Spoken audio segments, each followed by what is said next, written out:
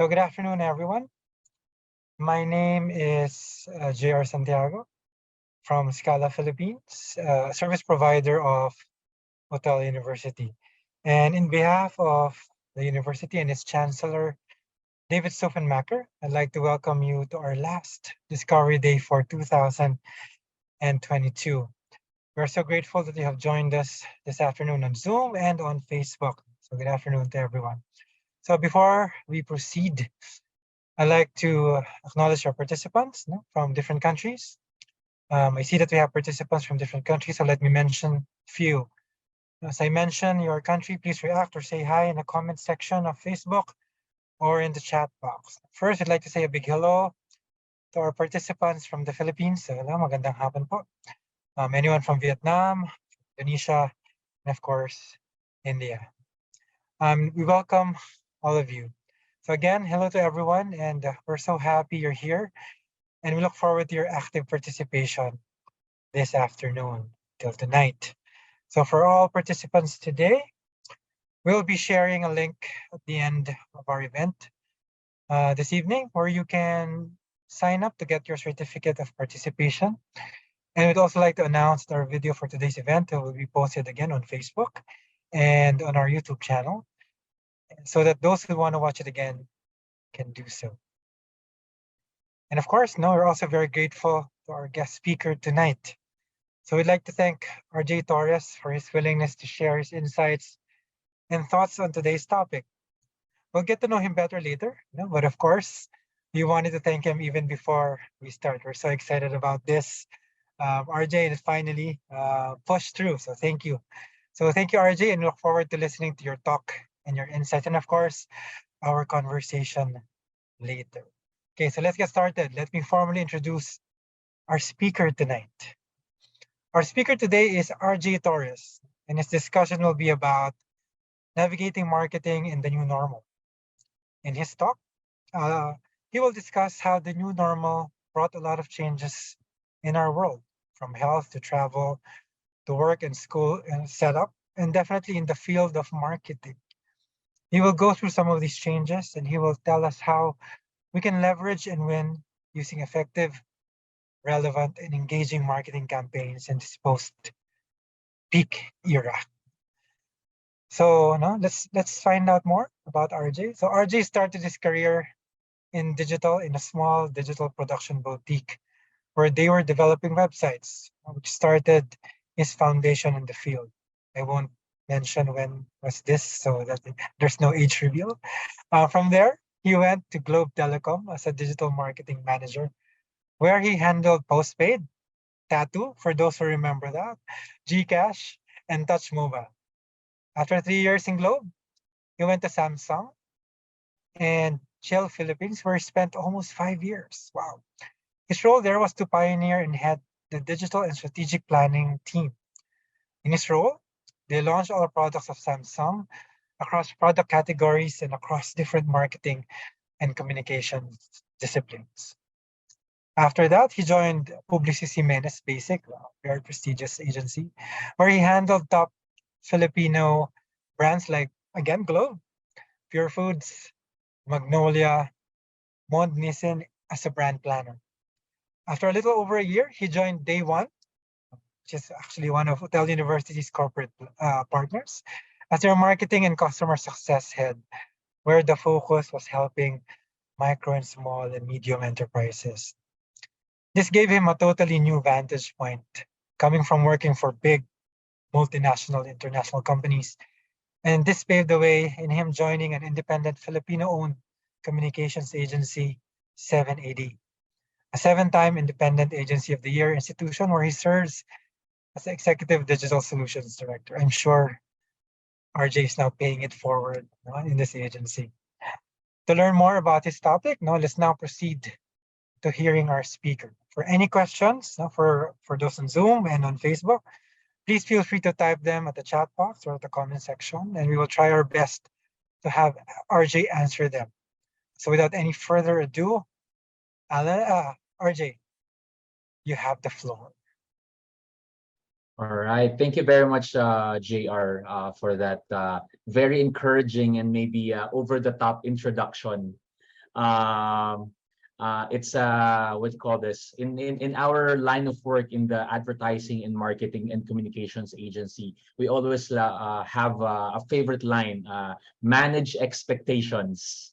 That's always the case when we actually talk to clients, when we talk to these brand managers, and even of course the heads of these companies, because of course, as always, they would always get a lot of the expectations are always high, and they would always demand certain things and pressures.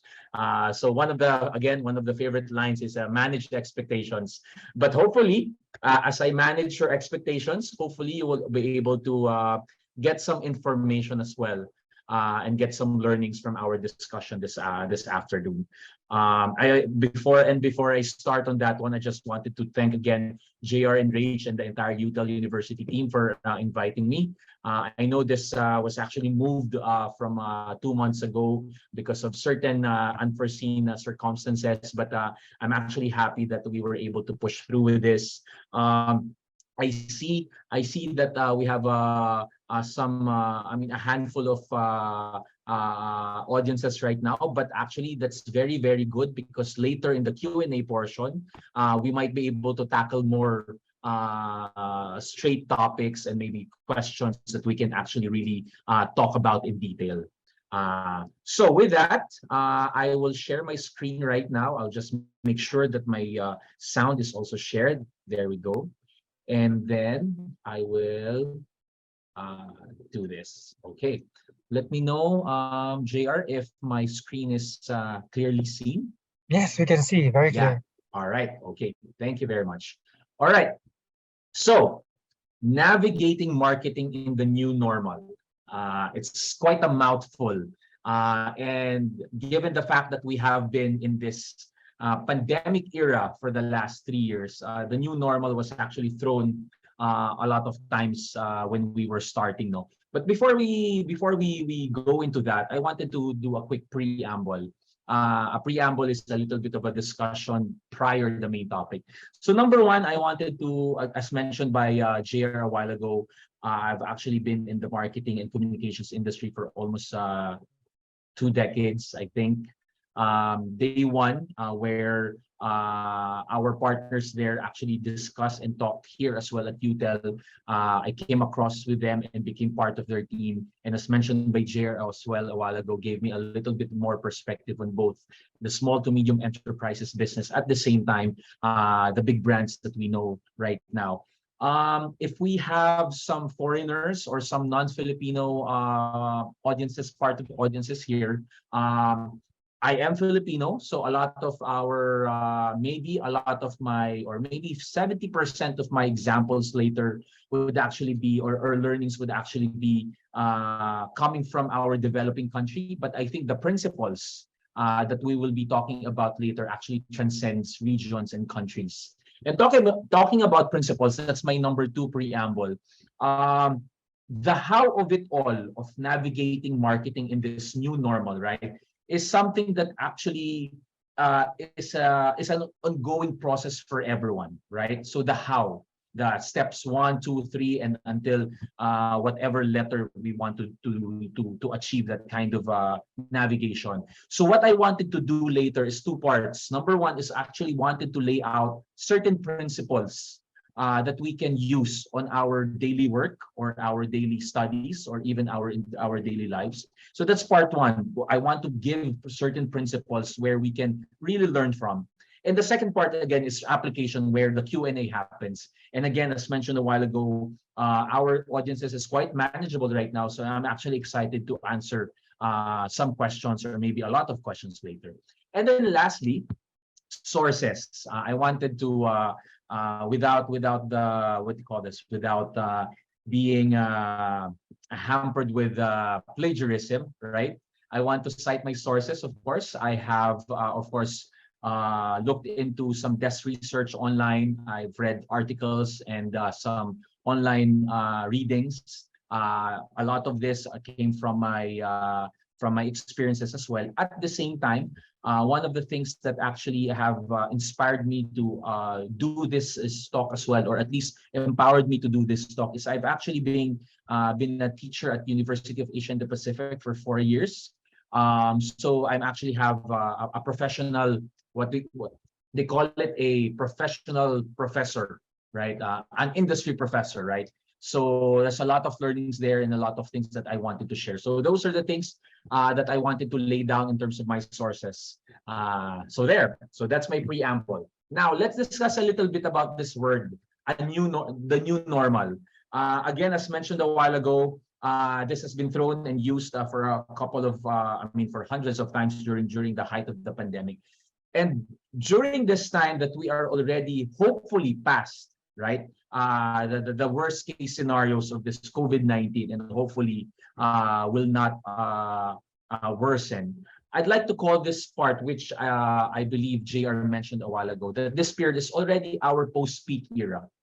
And post-peak, it gives a little bit of perspective that the worst, right, the worst is actually done, and we are on the recovering period, and hopefully we are really embracing this new era that we have been presented to after almost 3 years of just being locked down. So that's the post-peak era. That's why I kind of wanted to share with you, and this is where I start already, 7 changes in this post-peak era.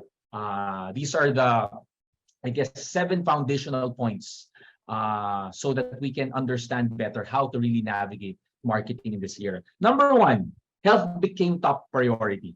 And we all know this, but I'm not so sure if we are aware, but the expenditure and the budgets of people during this time of the pandemic actually shifted, right? From food being top 1, right?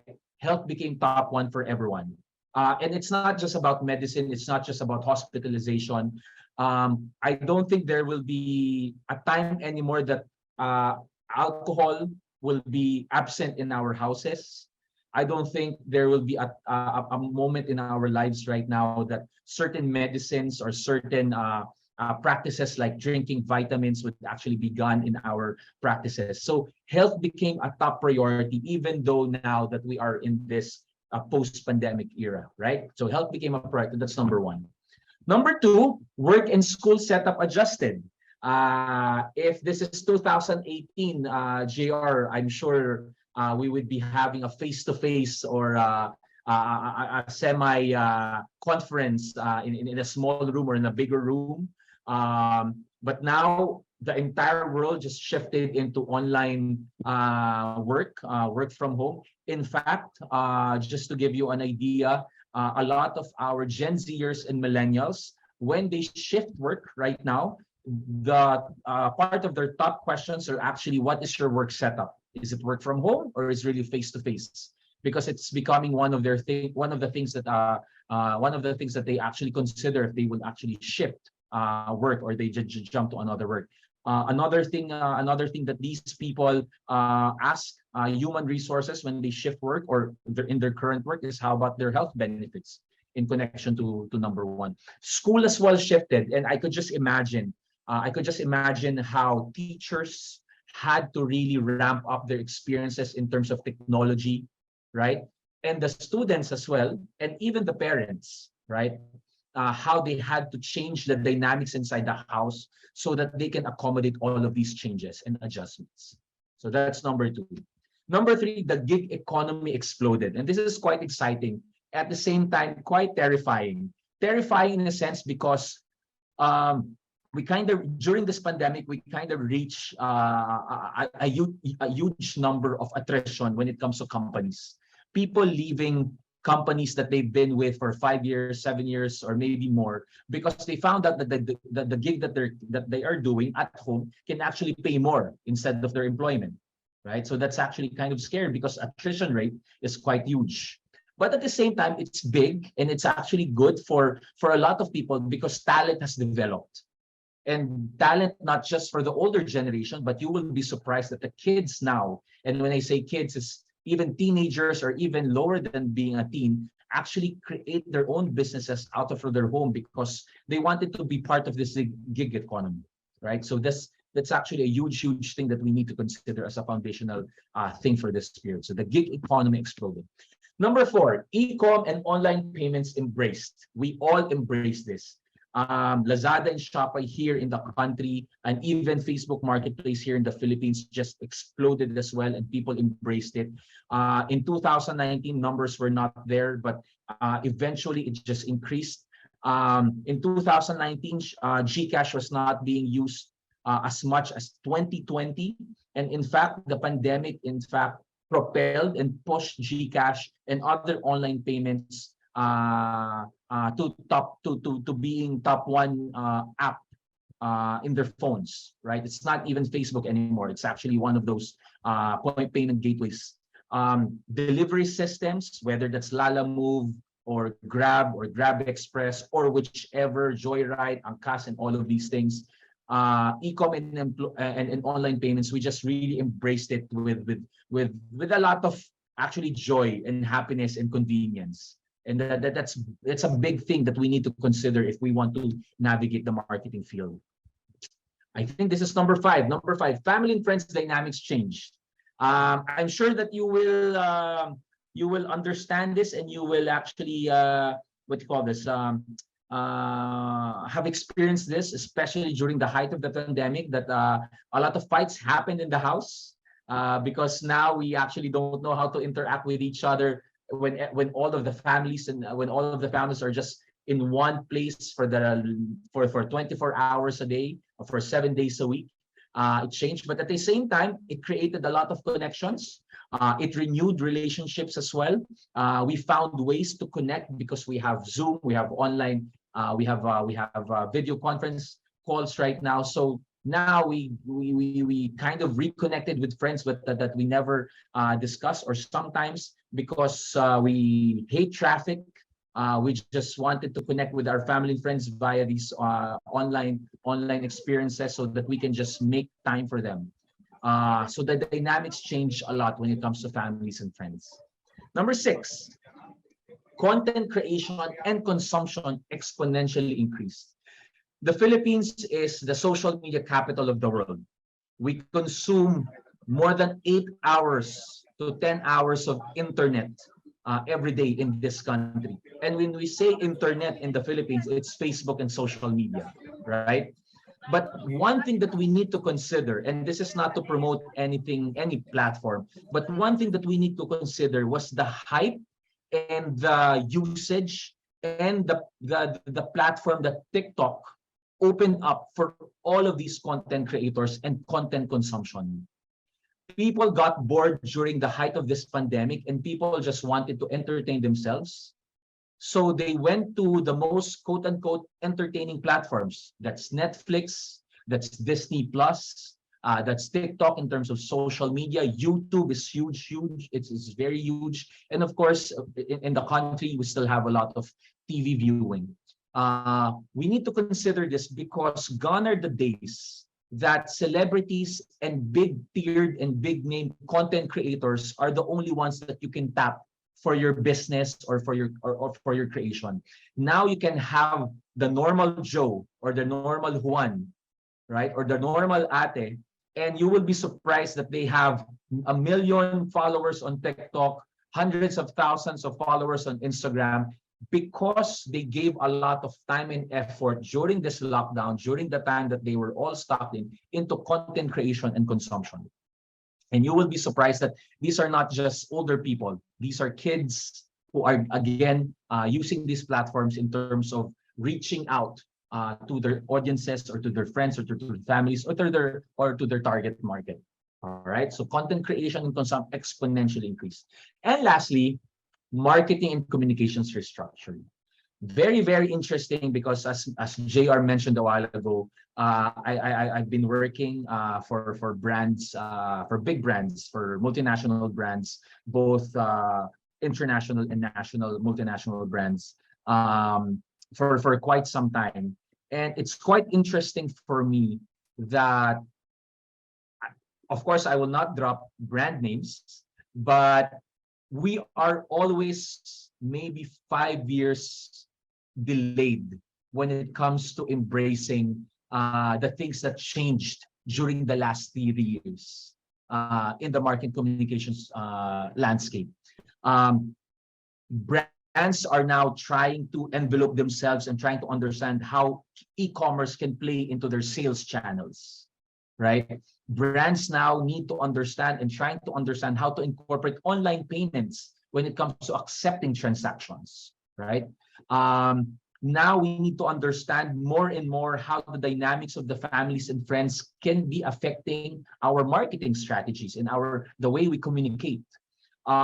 We all know during this time as well, we went through a lot of social political problems and issues and concerns, and a lot of the brands either took sides, either stay silent, or either just really don't want to talk about it, and that actually changed a lot of brand perceptions to the audiences.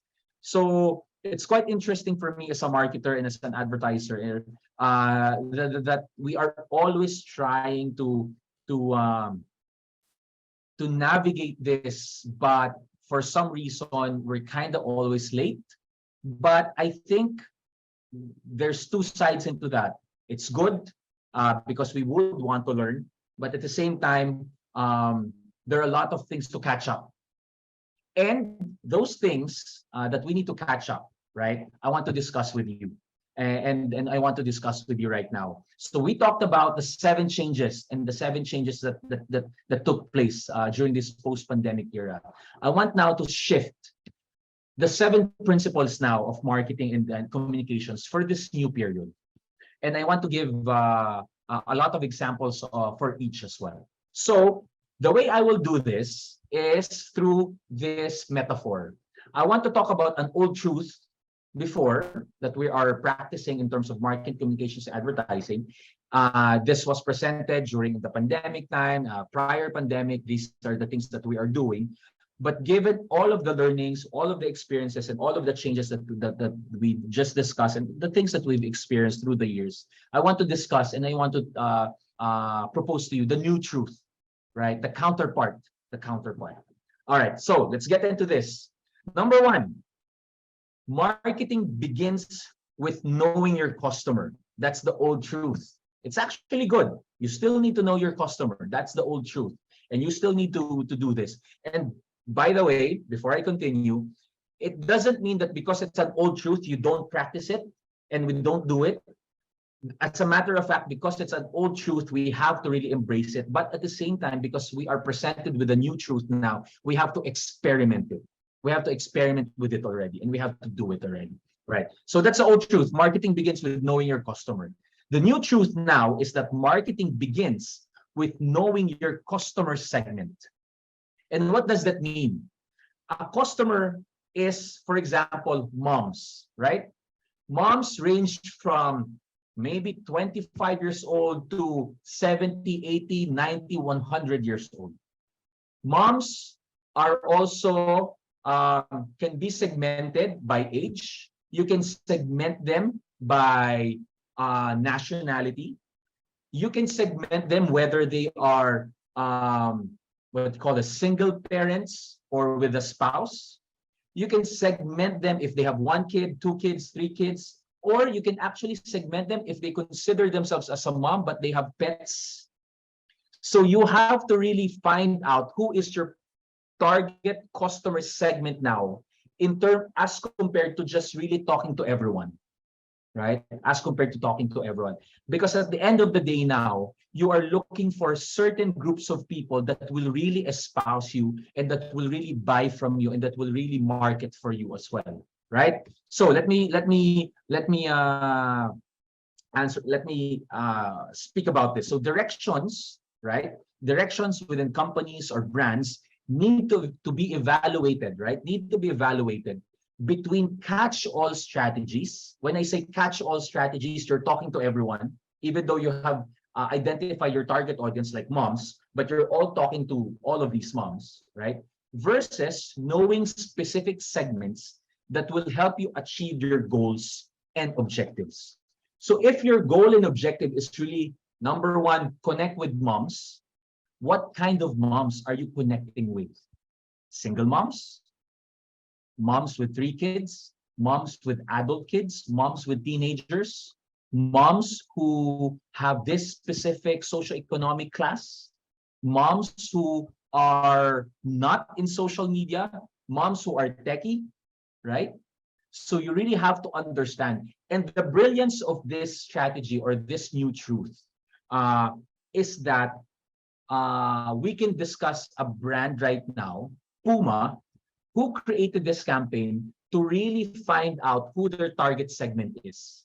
And I'll do a preamble on this one. The target audience of Nike are performers, athletes, right? The target audience of Adidas are actually athleisures, right? Lifestyle people. So in the middle of this entire thing, the question for Puma is, who is our target audience? We need to find out who we are talking to and who is our segment, because Nike is talking to this huge market, Adidas is talking to this huge segment. So I'll play this video for you so that we can appreciate this better.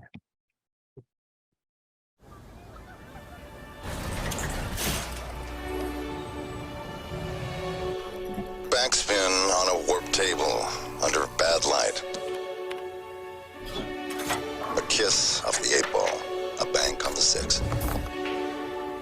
Double bull in a single throw, 3 pints in. Picking up a spare on the final frame. Singing on key, off key, and losing keys. Steady hands, blurry eyes. Bars, billiards, basements, bacon sandwiches with extra hot sauce. Surviving buzzkills, third wheels, cock blocks, and cabs in the rain. Finish lines drawn by dawn.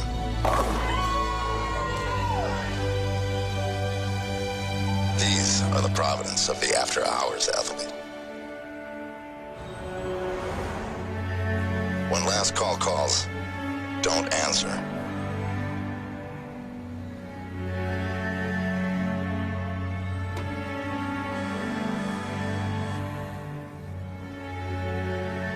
The night 2 is for sport.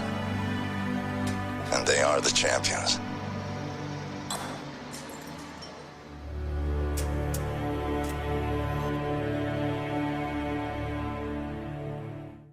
So Puma wanted to give respect to the after-hours athletes. These are still athletes, but they play games and sports that you play during the night. Billiards, bowlings, karaoke, if you see that.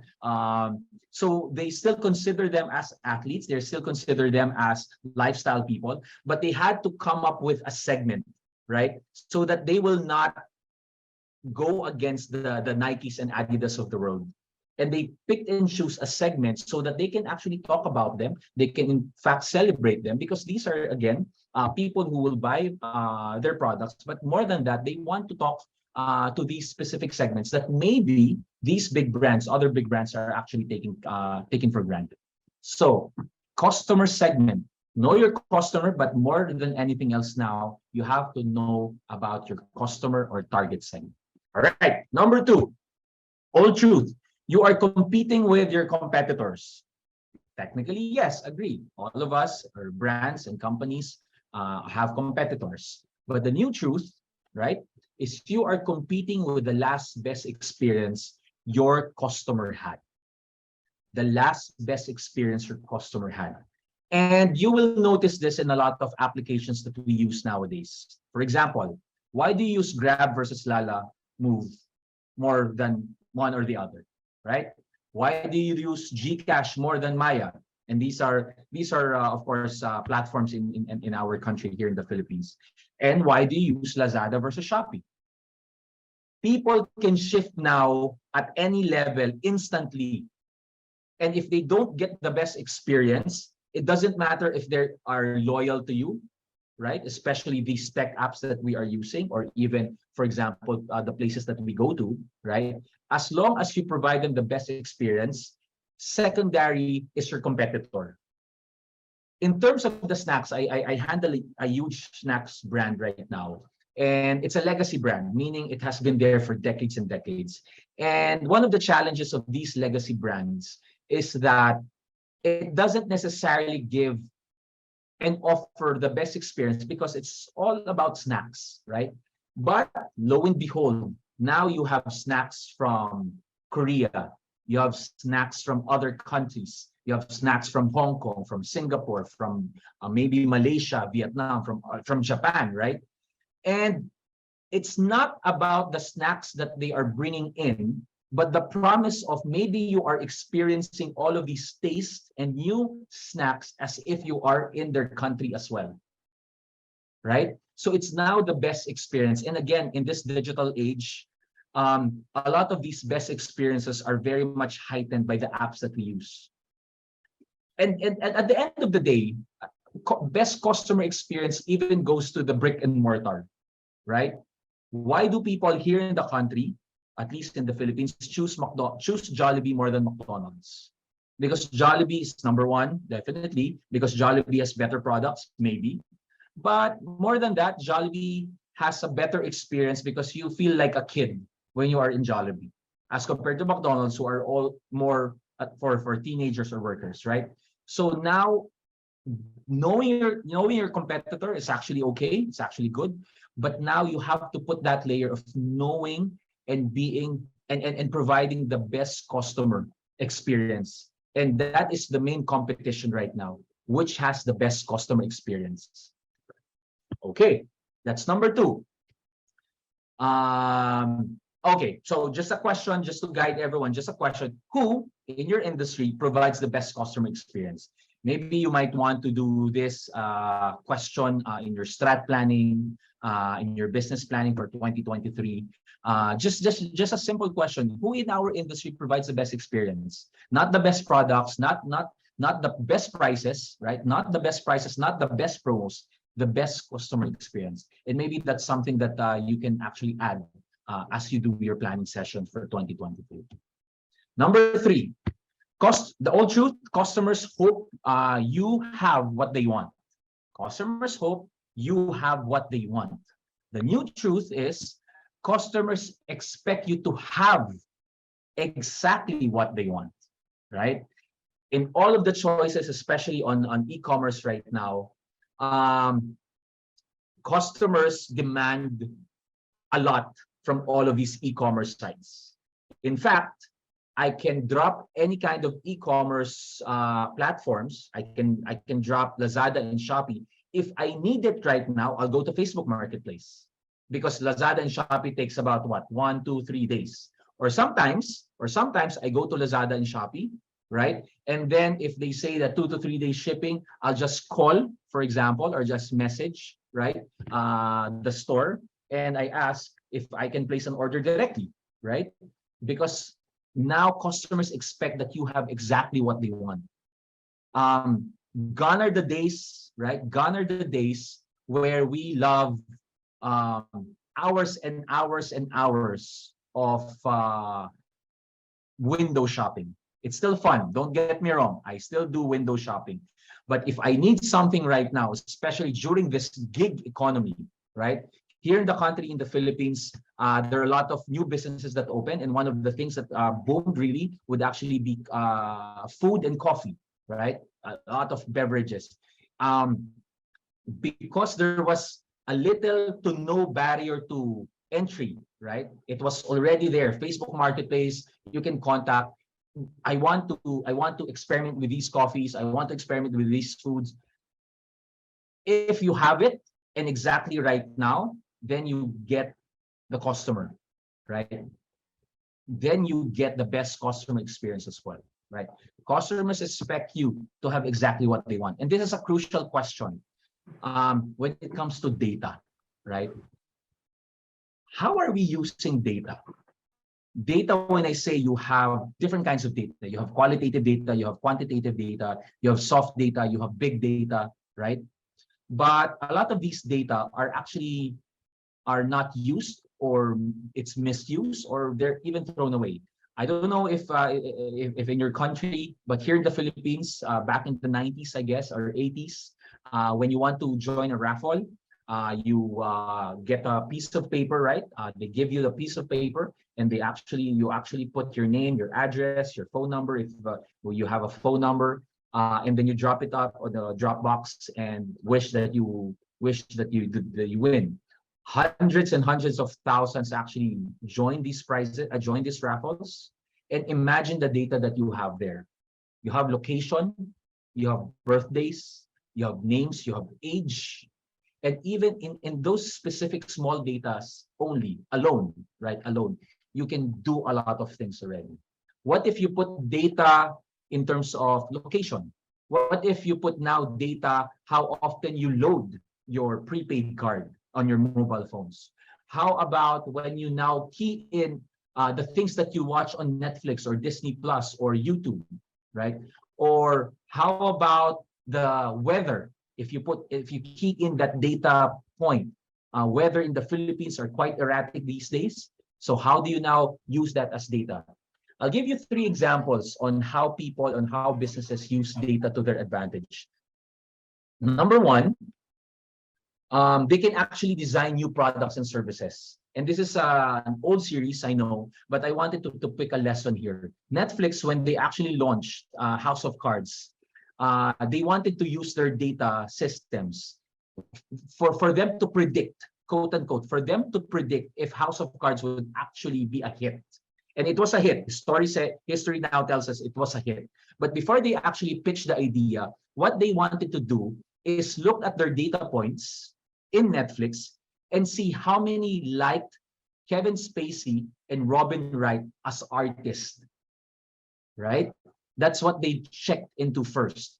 And when they saw that people actually loved them in separate other shows, they knew somehow, right, using that data point, they knew somehow that when these two are put together in a very good drama series, right, it will be a hit. And again, history tells us that it's a hit. You can design new products and services as long as you know how to use your data. That's number one example. Several examples, but I'll just give you 3.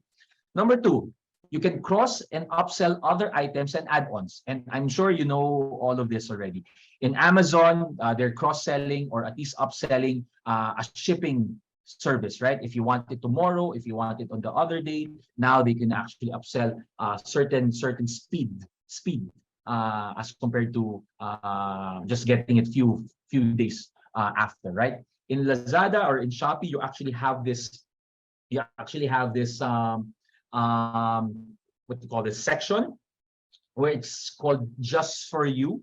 So based on your search queries, right? You know this, based on your search queries, it will actually push certain products and services or products and items on your platform, on your screen that you might want because you search this product so on the last few weeks, the last few days, the last few months.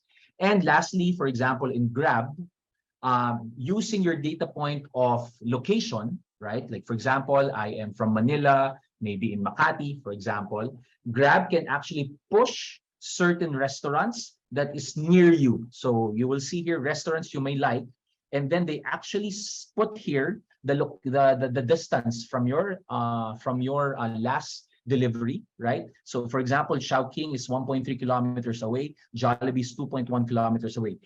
It might seem very simple, but if you really think about it, peripherally and at the back of your head, if I see 1.3 kilometers only from my house, for example, right? My mind would actually say, what will it say? It will say, it's gonna be easy, it's gonna be quick, it's gonna be speedy. If I order here, maybe about 30 minutes or less, the food will come to me already, as compared to if I order somewhere else, right?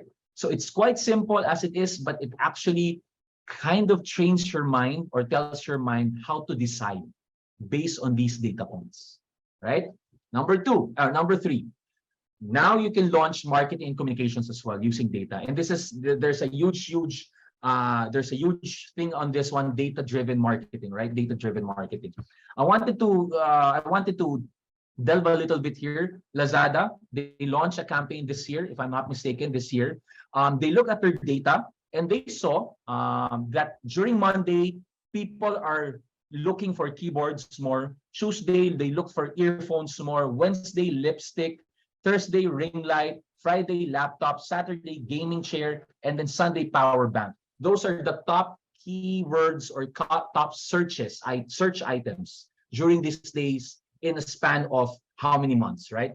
Using this data point, what they did is they created a campaign, a song, right? And a music video using the items people search for as their lyrics, right? I won't play the video already. You can check it out on YouTube. But that's what they did. The campaign handle was Nasa Lazada yan. It means it's in Lazada. And again, how they did it is they looked at all of their data points and saw that these are the best performing items as most searched items. And they created a jingle and a song out of it so that when people hear the song, it's connecting their brains to Lazada and the searches that they did a few days ago or a few weeks ago. And maybe that will prompt them to actually check out Lazada app again and maybe check out, add to cart and really purchase the item.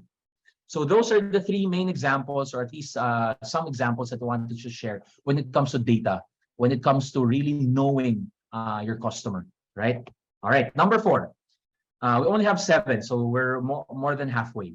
So customers, the old truth is customers must sit at the heart of your marketing strategy. Very ideal, right? And very good. It's actually that's really what we want to do. Customers must sit at the heart of your marketing strategy. But the new truth now is customers must sit at the heart of your customer journey. And this is where we bring back item number 2. Your best competitor right now, or your most fierce competitor right now, is the best customer journey that I've experienced. Now, customers must sit at the heart of your customer journey. And I'll ask this question. Have you plotted how your customers know you, get to you, and buy you?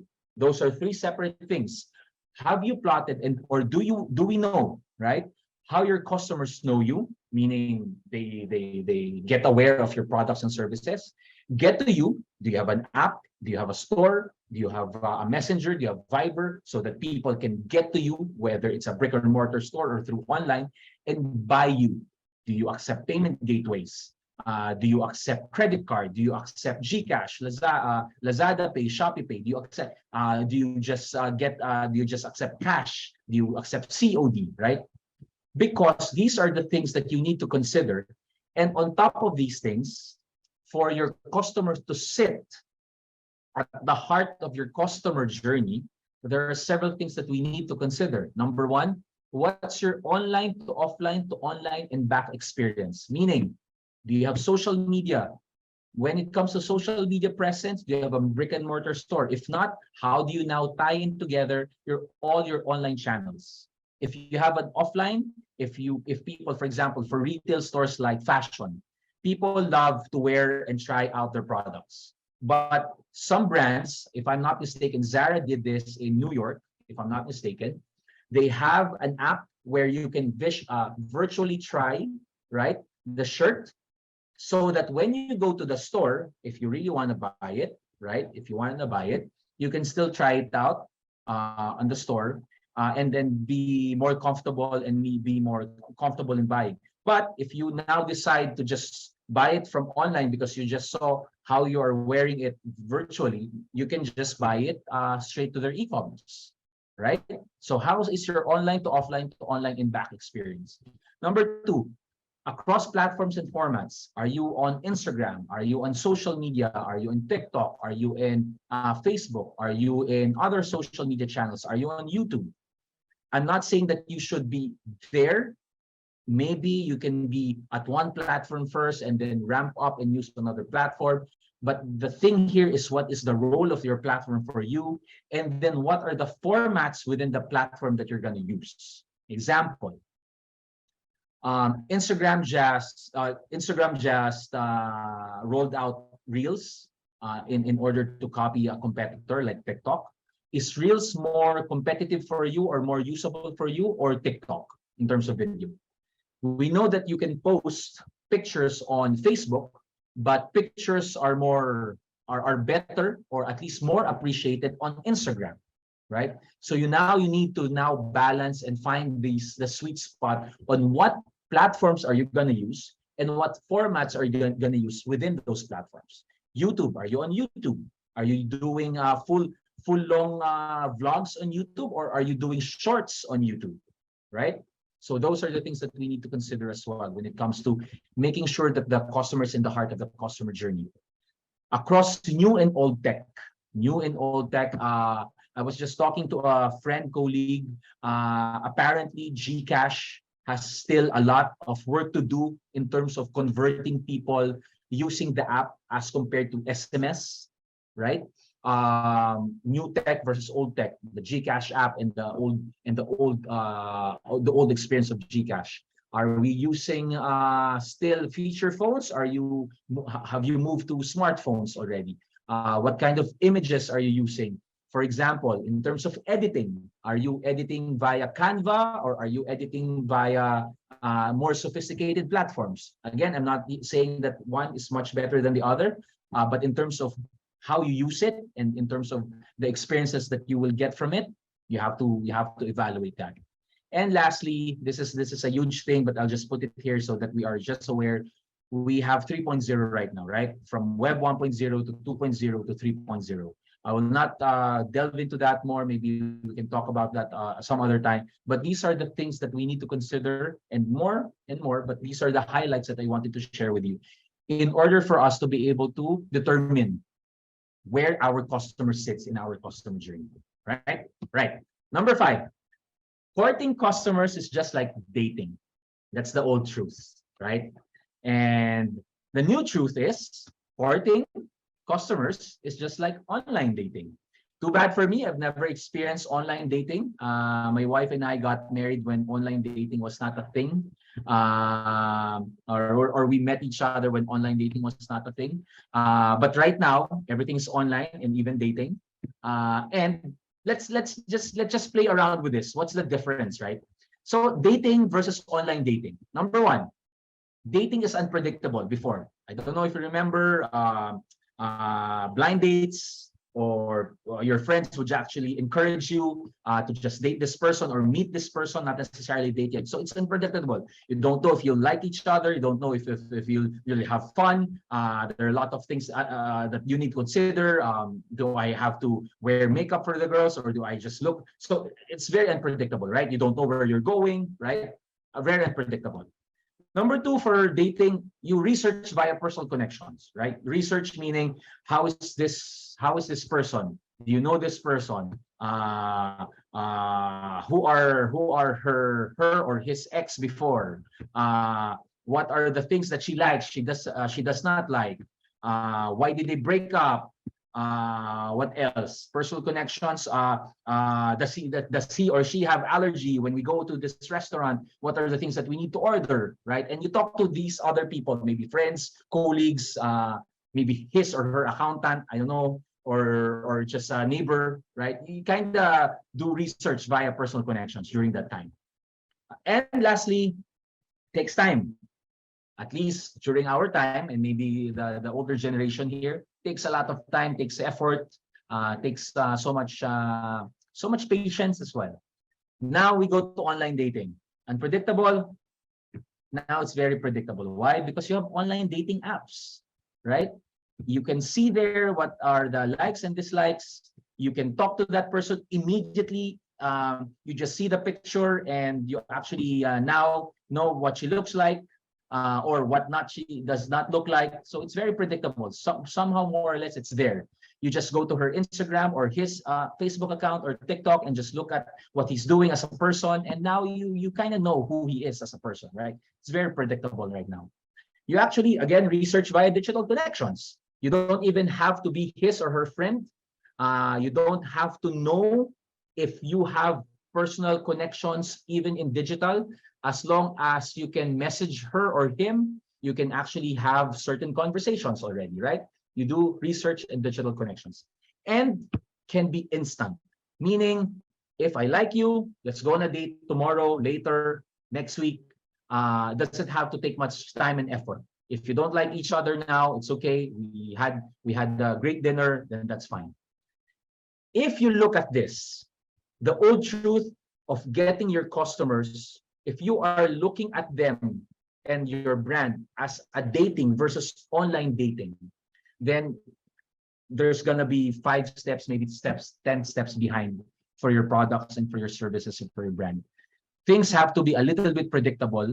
You have to know your customers because they have digital presence, and things have to be instant for them. If I want to order food right now, I can be delivered by Grab because it's only 1.3 kilometers away. If I want to order certain products or supplies because I have a business right now, if my original supplier does not have it right now, I can ship instantly to another supplier and get the new product, the new supplies that I need because I have big orders for tomorrow. It has to be instant.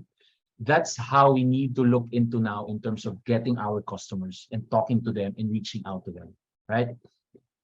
This is not to say that you have to abandon the old style of dating, but that's still, I'm sure that's still cute in a lot of ways. But again, as a layer, especially on marketing communications, we have to check out how people now do online dating in relation to marketing communications. All right, number 6, last 2.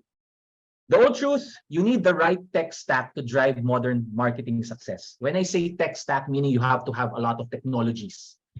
You have to have POS system, you have to have online social media, you have to have e-commerce, you have the tracking system, you have CRM, you have all of these developers at your beck and call and all of these things. You have to have the right tech stack. That's the old truth. The new truth is you need the right balance of factors, including your tech stack, to drive modern marketing success. It's a balance of factors right now.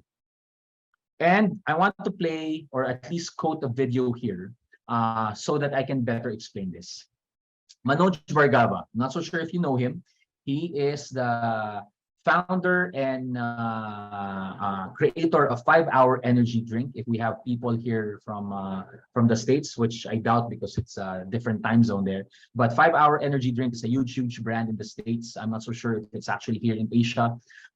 It's a countertop when you check out grocery stores or supermarkets. It's just on the counter. You can just buy it, and it promises 5 hours boost of energy, right? So this became so popular. It became so big. And somehow Manoj Vargava found himself as a billionaire, right? And you can research him. Because he's a billionaire, he has a lot of money. He said in his one of his interviews, he doesn't like fancy stuff. So what he did is he reinvested and created a new company out of the profits and of course all of the sales and the success of this brand to a new company called Stage 2 Innovations. In a nutshell, Stage 2 Innovations is his playground. It's his laboratory, it's his tech laboratory or even manufacturing laboratory that answers questions and finds solutions for very human-specific problems. The first few projects that they did few years ago, they discussed how to elevate, how to address water shortage. They address power shortage as well, and they address health concerns, right?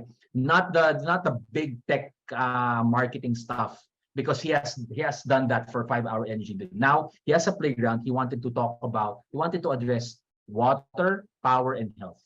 And we'll not talk about those projects, but I'll talk about his mindset.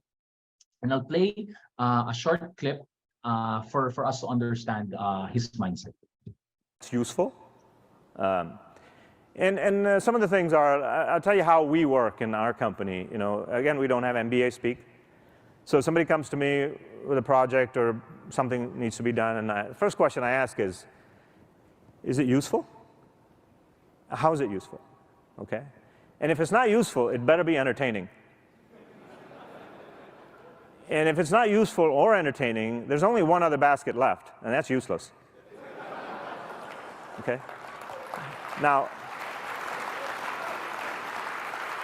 so to us, business is really not rocket science.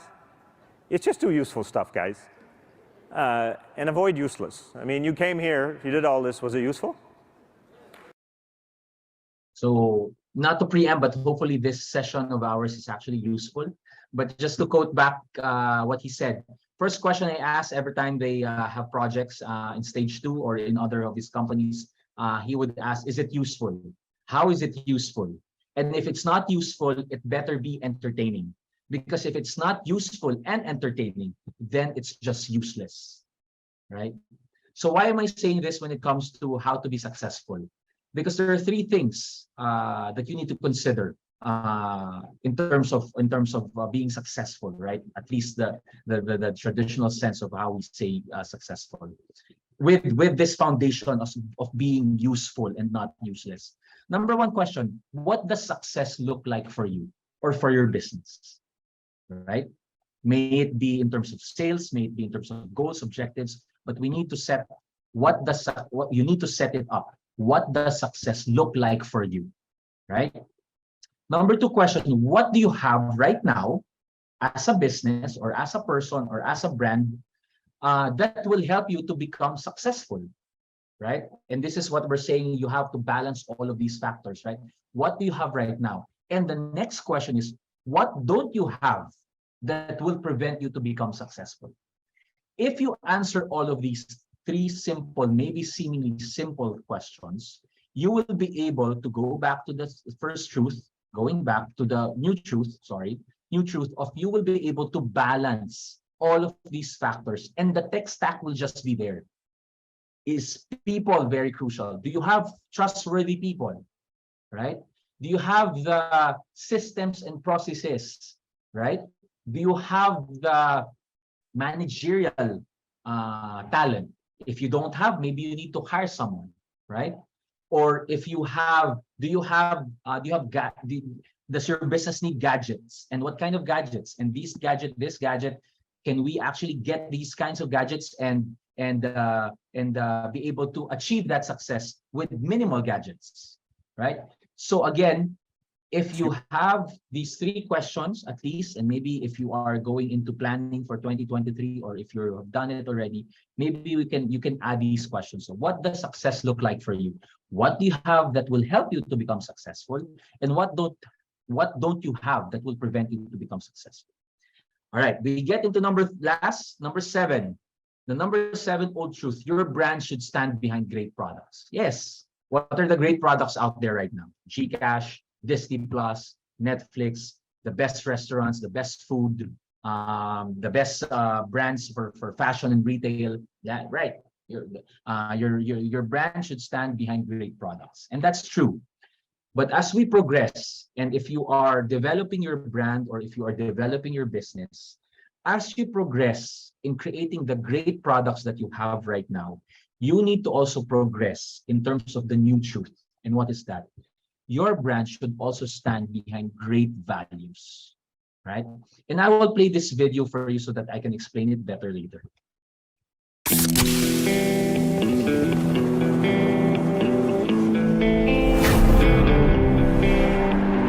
Some said never, but they never done come.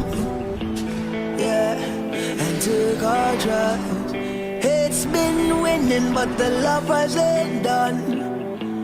Yeah, not on my watch. Took all my rights away. Telling me how to pray. Won't let us demonstrate. Wrong. We are the lions. We are the chosen. We're gonna shine out the dark. We are the movement. This generation. You better know who we are. Who we are. Yeah, if I sunset fire when the fire was ice. No, they showed the light. Took all my rights away. Telling me how to pray. Won't let us demonstrate. Wrong. Words. Living the growing with pride. All of the lions will strive. Working so hard to unite. United, we tired of lies. Tired of lies. We are the lions. We are the chosen. We're gonna shine out the dark. We are the movement. This generation. You better know who we are. Oh, oh. We are the lions. We are the chosen. We're gonna shine out the dark. Yeah, we are the movement. This generation. You better know who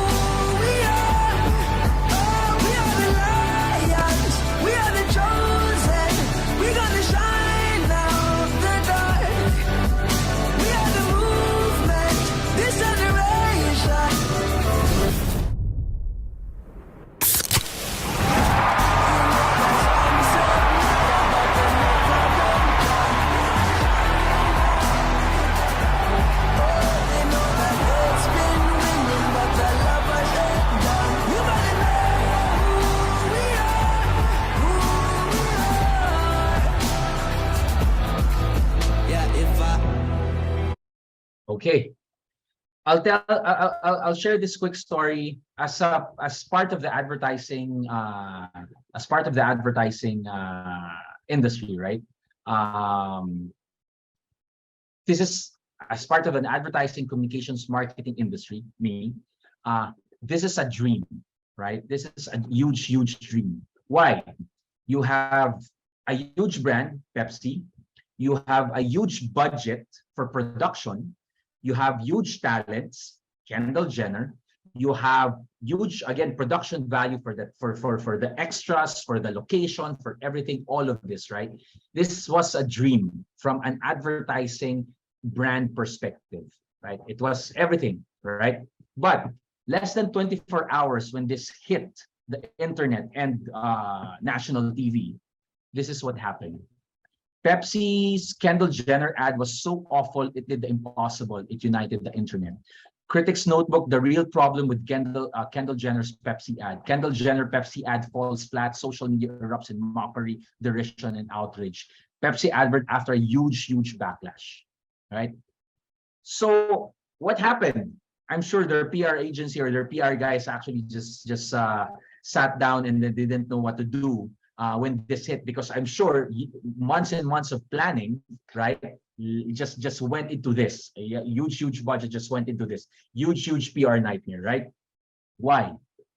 Because one thing was forgotten, and this is it. Pepsi doesn't really know and understand the value of these gatherings and protests, and thinks a can of their soda, and again, an artist maybe, can actually solve generational issues. What are these? These protests have been there for generations and generations, fighting for civil rights, fighting for poverty, fighting for equality, fighting for their jobs, fighting for family issues, fighting for health, everything, right? Everything. So a lot of the people in these fights have been in these fights for generations and generations, right? And so a soda company, Pepsi, capitalized on that, when in fact people have died, people have been hurt, people have been trampled upon both physically and emotionally and spiritually and psychologically, and all of these. And thinks that a can from their company can, a soda can from their company can actually fix these issues, right? I'm sure they did not intend it that way, but because they did not know and maybe did not value that much what these generational issues represent for actual human beings, it fell flat and it just became a total nightmare for Pepsi. And I'm sure they were not happy about it, to say the least. So while the old truth, or while we try to develop new products and market our great products, we have to now put the layer of great values behind them. What are the values that you represent as a business? What are the values that you represent as a business owner? What are the values that you represent as an employee? What are the values that you represent as a leader in your company or as a leader in your business? And what are your products espousing for? Are there products for equality? Are there products for making sure that beauty is achieved regardless of color, right? So those are the things that we need to consider when it comes to navigating, especially now that people have a huge megaphone that is the internet. And again, less than 24 hours of airing, people just attacked and just really berated and just really called out, right? A huge company such as Pepsi. And no one is safe. Right? No one, even though you are the richest man on the planet, who is Elon Musk, people have been sending negative reactions to whatever he's doing. No one is safe in the internet right now. What is safe is values, because those cuts across generations, cuts across territory, and cuts across whatever product that you are trying to sell. So that's the seventh one. And let me end with this one. because we talked about how to navigate this this post-pandemic era, right? And how we have shifted from the things that we have experienced, and now how we are executing right now, and how we are developing, and how we are progressing. Charles Darwin said, "It's not the strongest or most intelligent of the species that survives, but the one that's most adaptable or responsive to change." There are things that we don't have to change tremendously immediately, right? Because there are certain old truths that we can still benefit from. But I think the point here is we have to adapt, and we have to be responsive to change. And the foundational changes that brought about by the pandemic and by this post-pandemic era brought us the new truth that we can actually utilize. And hopefully that's something that we can use as we become adaptable and become responsive to this change. So with that, I end my talk. Hopefully that's something useful as well.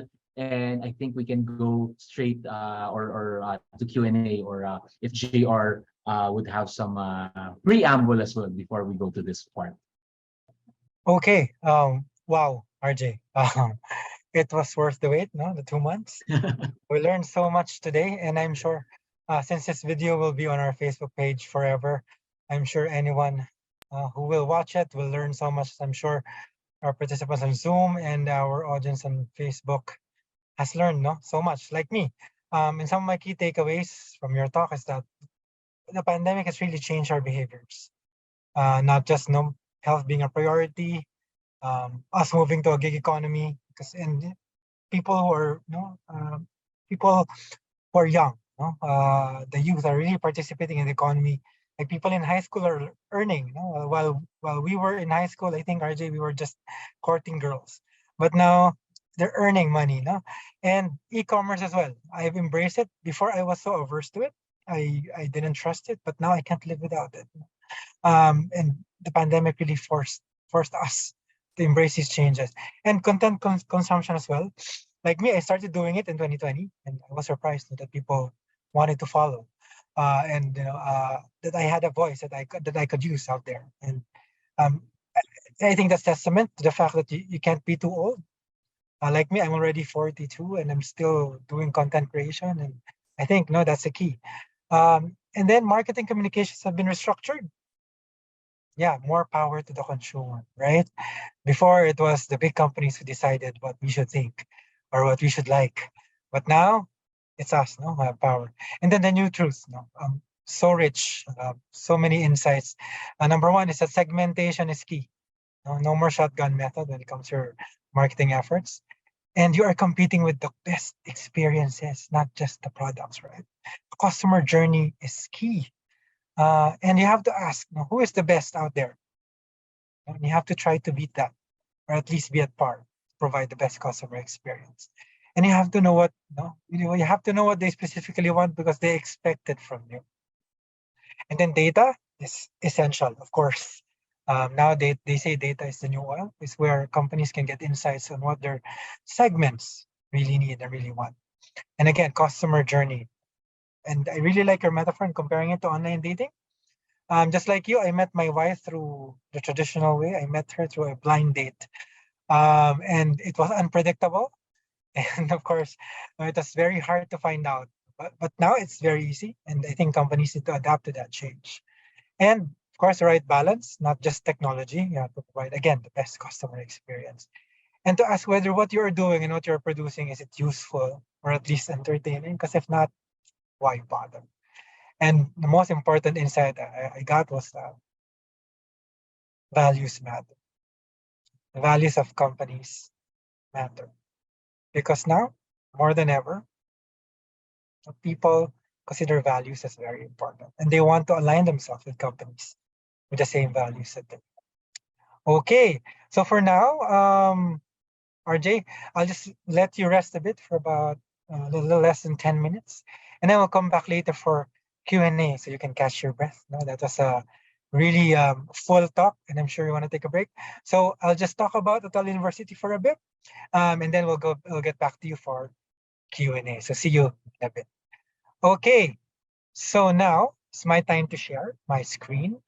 I wanted to talk to you about Utel University. Of course, we wanted to share with you our mission, what we're trying to do, and I hope that with what I'm going to say, um, you can say that we have the same values as well, no?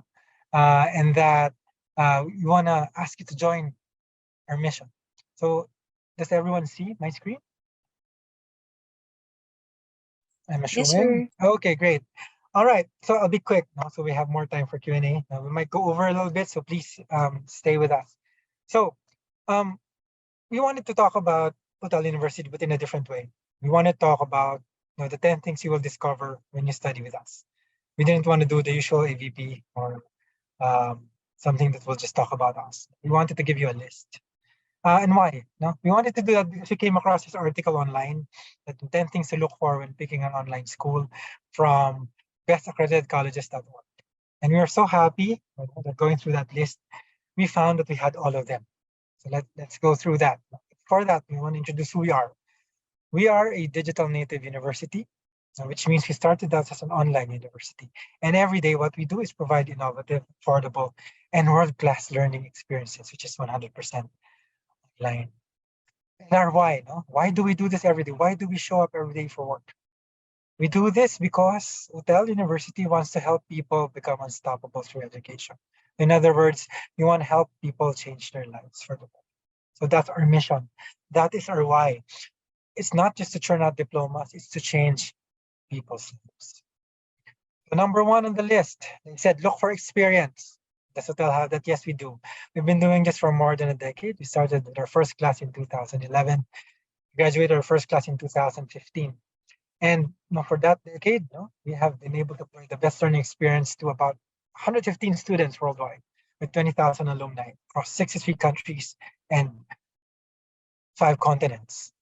And been able to also do that because of the help of our more than almost 1,000 course instructors. And this is our history. As I said, we started our first class in 2011.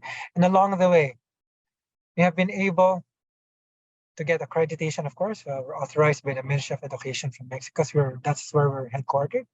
But we have also gotten accreditation from FIMPES, which is the largest accreditation agency in Mexico, and also ASIC, which is a UK-based accreditation agency. And we have also gotten US equivalency for our courses, which means our courses are equivalent to any course in the United States, depending on your program. And we have also partnered with technology partners to provide the best learning experience and also provide great content for our students. Number 2, accreditation. They said look for universities that provide programs that are internationally recognized, and at Utel, we have those. Of course, as I mentioned, authorized by the Ministry of Education of Mexico. So diplomas are actually given by the Ministry of Education of Mexico. So it's internationally recognized. But again, as I mentioned, we have US equivalency. We have accreditation from FIMPES, from ASIC, and other accreditation agencies across the globe. Number 3 on the list said look for flexibility and convenience. And yes, Utel University offers that because our programs are accessible and inclusive. You'd be surprised at how affordable our courses, because that's what we want to do. We want to provide education to the greatest number, our graduate and undergraduate degrees, and we provide quality 24/7 support. We have student success advisors who will guide you from day one until you graduate your learning journey with us, because we want you to succeed. And again, it's affordable and very convenient. And we have multiple assessment formats where students can actually check or choose how they will be assessed, either through exams, projects, papers, and others. And we have different course loads and completion, which means you can finish your undergraduate degrees in less than 4 years. If you like, you just take the intensive course. And our master's degrees only take you 18 months to finish, and both of them non-thesis. And then we provide new student orientation. They said we look for our universities to provide that, and yes, we do. And how do we do that? Through our enrollment advisors and our student success advisors. Our enrollment advisors will call you, help you make the best decision, which program to take, what requirements you need to submit, and how to enroll. And then you're turned over to our student success advisors, who again will guide you from day one until you graduate. We'll help you keep up, we'll help you talk to your professors, keep up with your requirements, and assist you to be successful. And of course, we have orientation videos that we show our students. Number 5, we're halfway. Program diversity. At Utel University, we have that. We have different courses in English across different disciplines, including engineering, humanities and education, and economics and administration for both undergraduate and graduate degrees. For more information, you can go to our website and our Facebook page to learn more about these courses. And then, of course, we're proud of our teachers who teach these courses. No, we have academics, and we have people like RJ, or industry practitioners, who help our students get real world knowledge based on their long years of experience, so that our students will learn real world knowledge that will help them thrive in the workforce. And then we've also partnered with Coursera. That means on top of your diploma, depending on your program, you will have access to certificate courses from these universities. For example, you're a business student, you can have access to data analytics courses from either or any of these universities. The number 6, they said, look for program class availability. Do we offer accessible programs and classes? Yes, we do, because we have ongoing enrollment. We open classes every 2 months. You don't have to wait 6 months or a year to enroll with us. You can enroll every 2 months. And then you can interact also with your professors 24/7. They will answer through chats or email, or even through meetings you will set with them. Career services, number 7, they said, do we provide employability and student outcomes? Yes, we do. We partner with job recruitment companies, with corporate partners like Day One, and we explore possibilities with them. For example, with job portals, we ensure that our alumni and our students have access to their portals to gain access to job opportunities. Then partnerships, we provide access to internships, apprenticeships, and even hiring, possible hiring.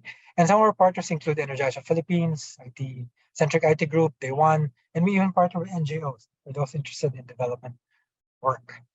And we do that because we're really focused on professional outcomes and student success on top of learning experiences. We really want our students to succeed, not just in school, but when they graduate.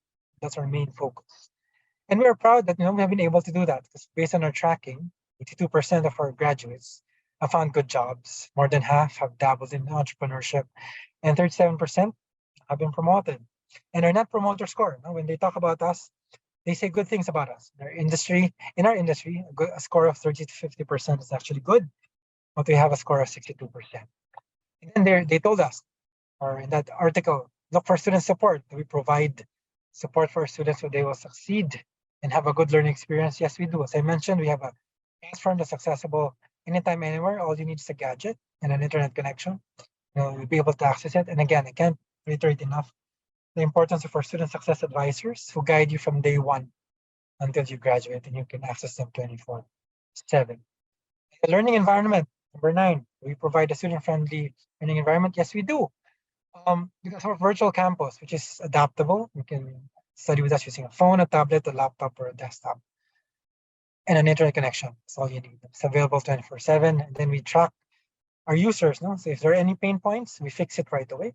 And we intervene also when we see that people are behind or need a little bit of help. And then our library have thousands of free materials. People don't have to study and don't have to pay for books. All they need is go to our virtual library, and they have access to books, cases, practical cases, and all the materials they need. And we also provide video content for instructors, and even our events. Like now, this event is actually content that will help our students learn more, especially now on the topic of marketing in the new normal. We also have live sessions with the professors once a week, but don't worry, if you can't attend, you can always download it later. Okay, and then online resources. We provide the tools they need online. And I'll just reiterate what I mentioned before: the library and video content. All of our students can access this 24/7, anytime, anywhere, with their gadgets, just an internet connection. So just to summarize, as I mentioned, we have been in the business of changing lives through our digital campus, which is available 24/7, through personal coaching, through our teachers and our student success advisors who will guide you from day one to graduation.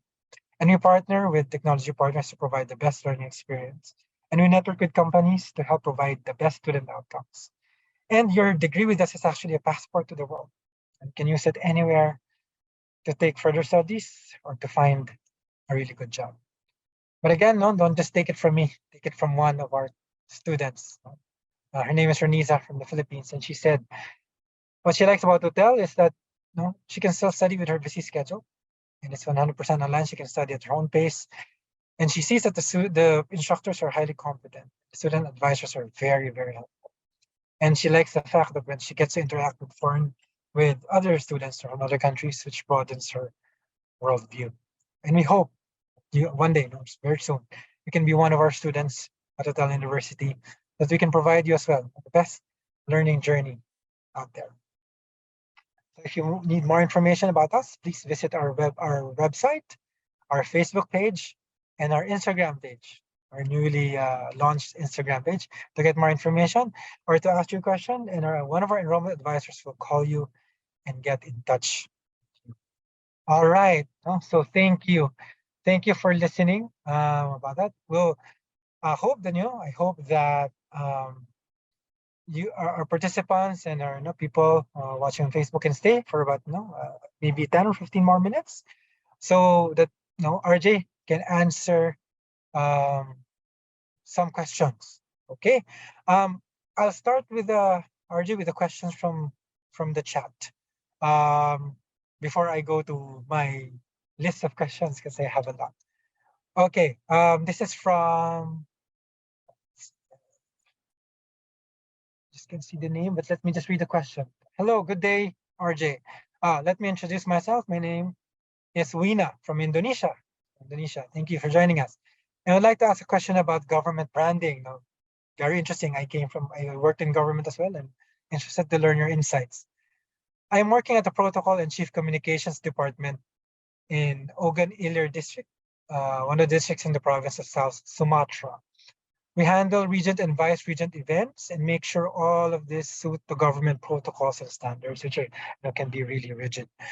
But actually, in my point of view, all of elements of this government should not forget with personal branding, because till now, I still find some bad images of the government, of course, like slow response, corruption, procrastination, and so on. Question: how do you build strong brand for the government? Because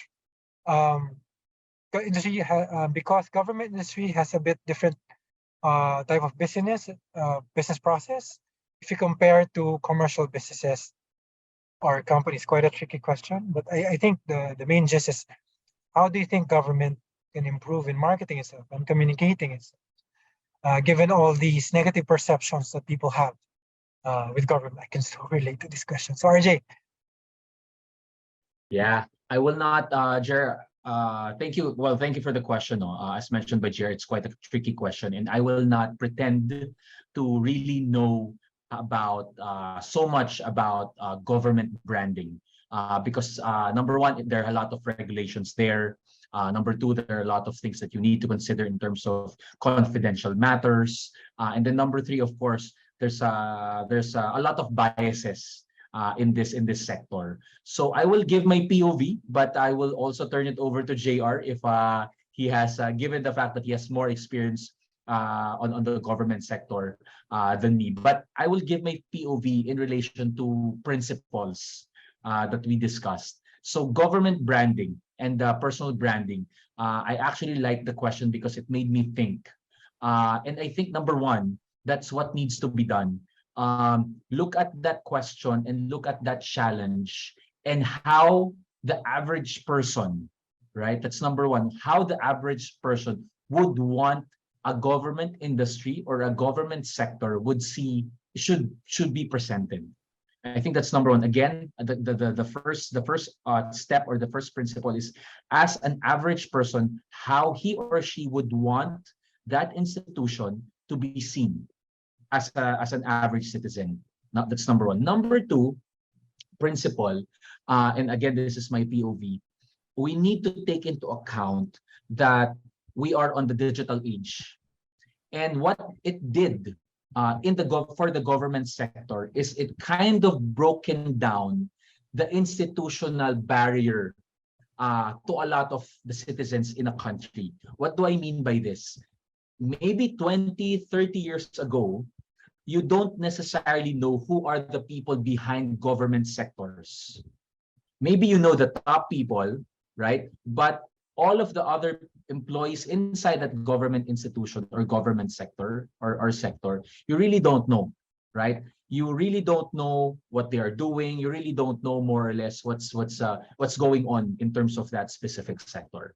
When the digital age came, all of this information overload creeped in and kind of crumbled that barrier. And now people kind of know who these people are if they're working in governments, because number one, they have social media accounts, they have emails, right? They are on the news always that is being broadcasted on YouTube, right? So it kind of broken down that barrier. So we need to, that's point number two. We need to consider that the digital world broken down that barrier for average citizens to know who their government is. Which brings me to my third principle. Given that you have no barrier now, you are very much exposed and demands transparency.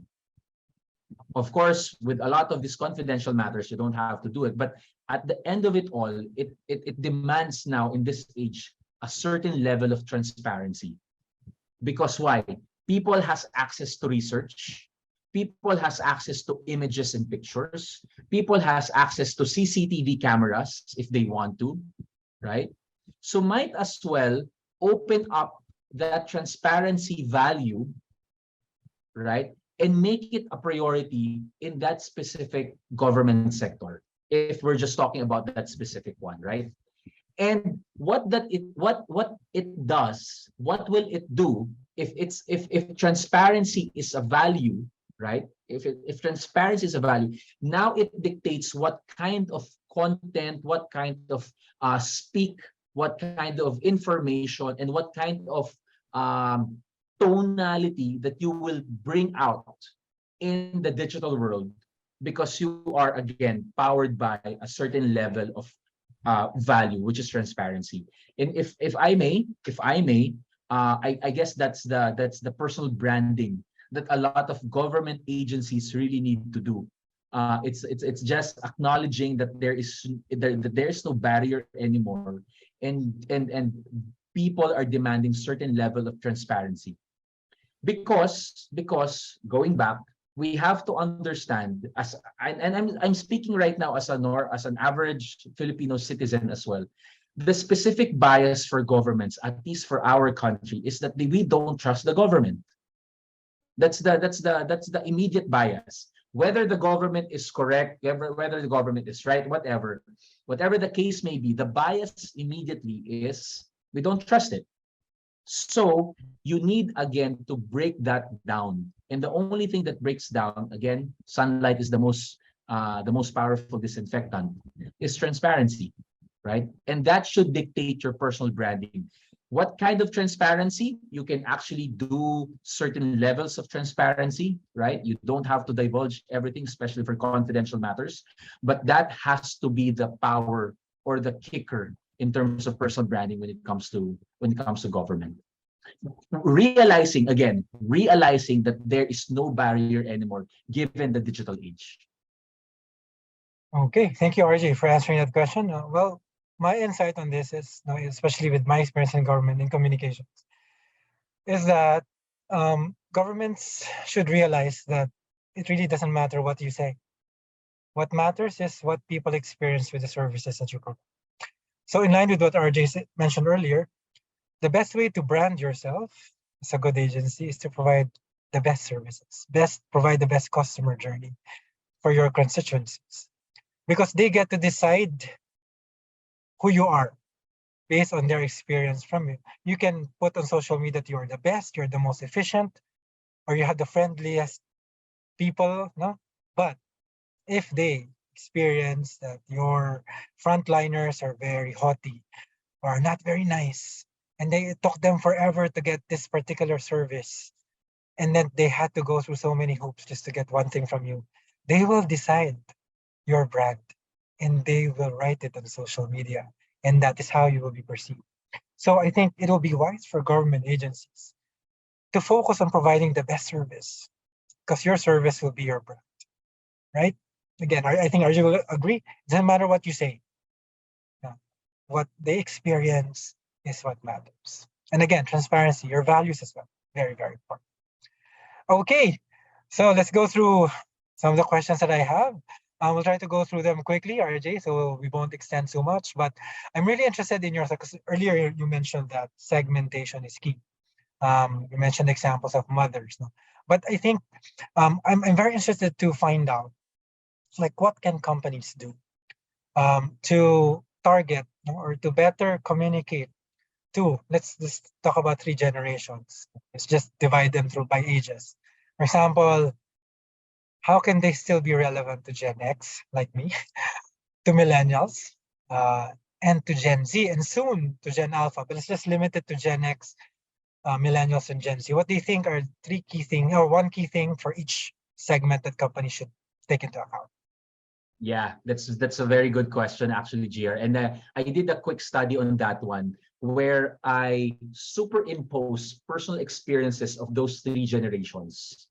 So, for example, one difference is technology. Gen X, they grew up with VHS. Gen Y, we kind of grew up with DVDs, right? And then Gen X kind of grew up with streaming services like Netflix and all of these YouTube, right? So that's technology. Another layer of that I superimpose another layer is actually music. Very interesting. It's music. Gen X, you have to help me. Gen X is Bon John Jovi, Bon right? Jovi, yes. Bon Jovi, right? Gen Y, here in the Philippines, let's set it up in the country. Maybe Gen X is Lea Salonga, right? Lea Salonga. Gen Y is a little bit of bands there, here and there. So that's Eraserheads, True Fate, right? And then you have the Gen X who are really Gen into Z. indie music. Gen Z, sorry, Gen Z, who are really into indie music. So you have Up Dharma Down and Ben and Ben and all of these independent music creators, right?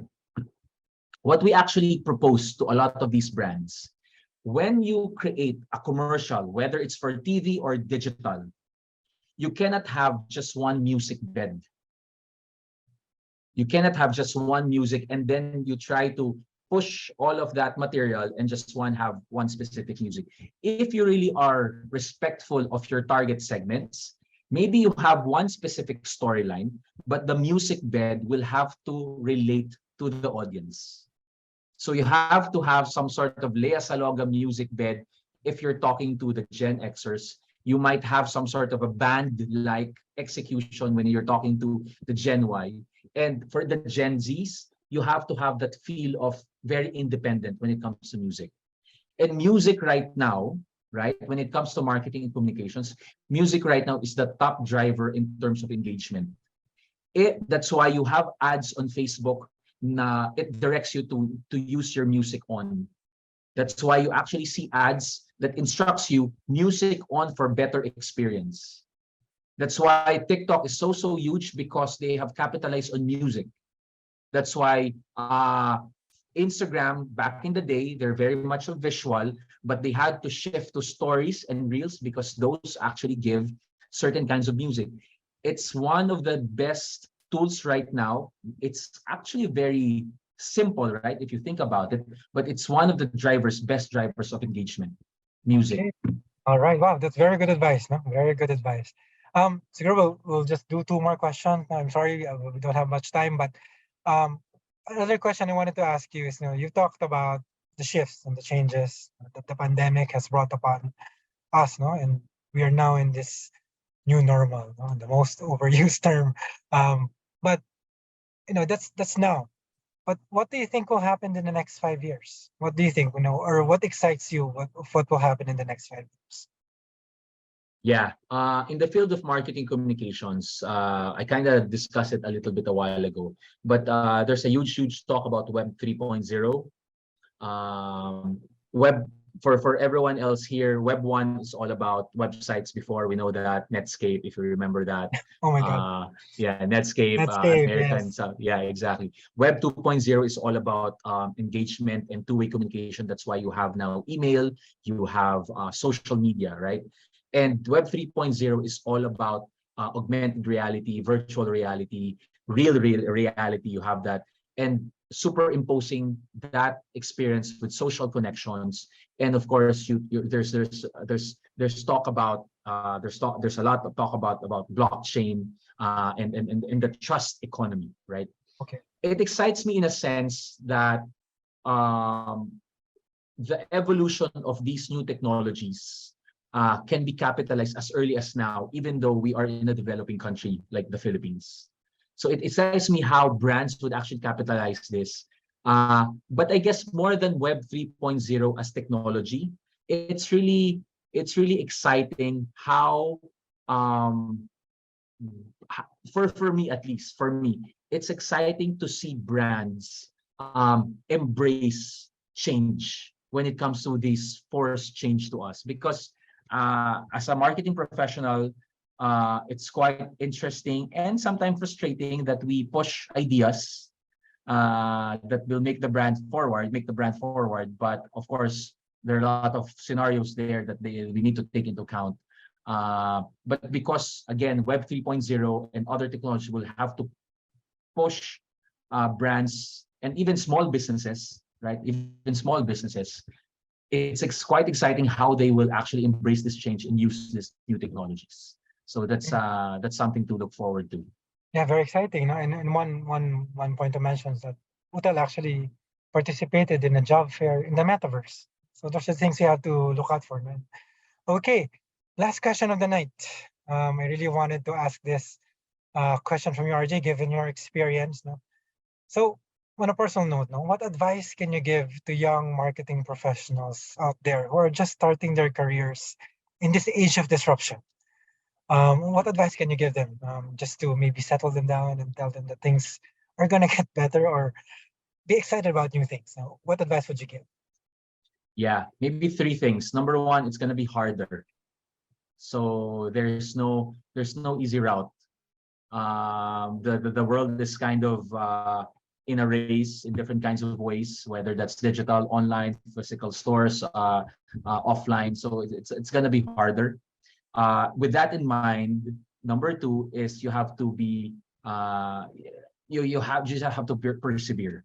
And the reason why I'm saying that is because we've had a lot of young people in our companies, in my previous companies, who actually leave the company just because they feel that it's hard for them to actually work, and not just the actual job, it's work. So what I'm saying here is perseverance, whether you are in a company, marketing, or whether you are in a business, it's not gonna be easy. That's why you have to persevere if you really want that, right? And then number three, I think you just really have to be a nerd in a way and a geek in a way, which means you have to be really conscious and curious about stuff. Because I wanted to close with this one.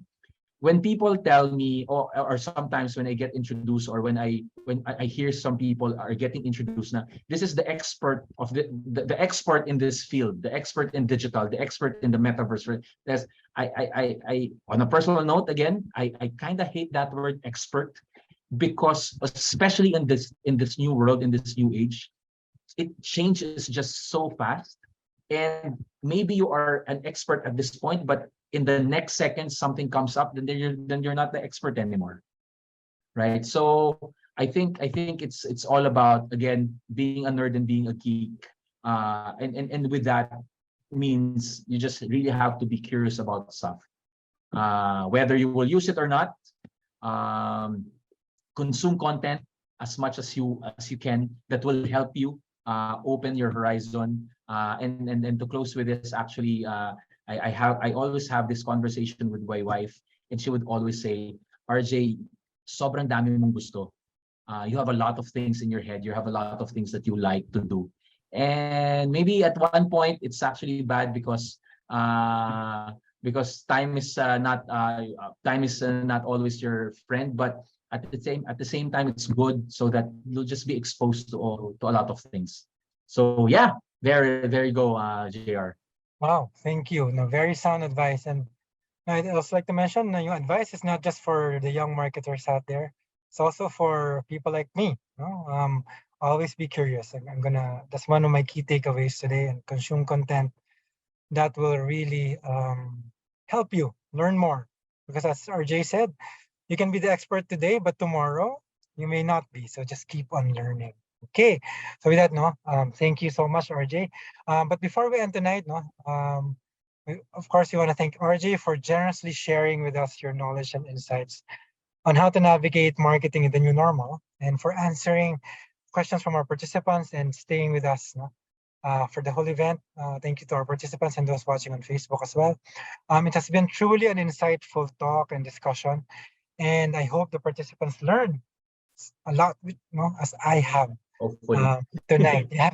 So.